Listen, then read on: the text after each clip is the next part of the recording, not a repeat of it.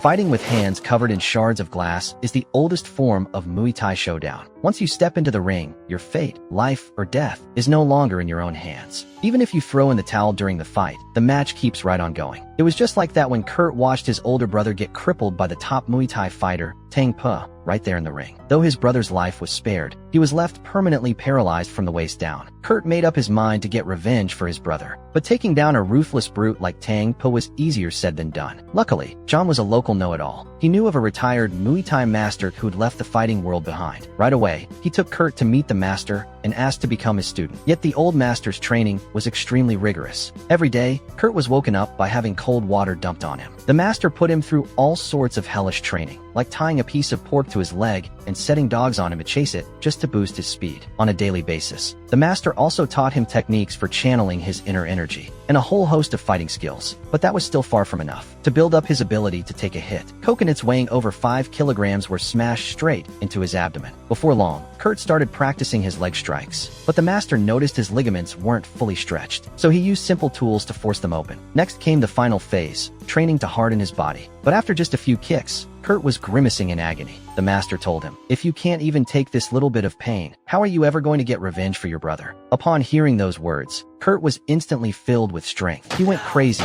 kicking the tree trunk as hard as he could over and over. In the end, he kicked the coconut tree clean in half, right at the waist. Even though Kurt collapsed to the ground, racked with pain, he'd finally made it. To test how much Kurt had improved from all the training these days, the master set up a boxing match for him, and as you'd expect, Kurt took down his opponent with ease. After this fight, Kurt made a name for himself that also caught the attention of Tang Po's boss. The very next day, the boss sent someone to deliver a challenge letter from Tang Po.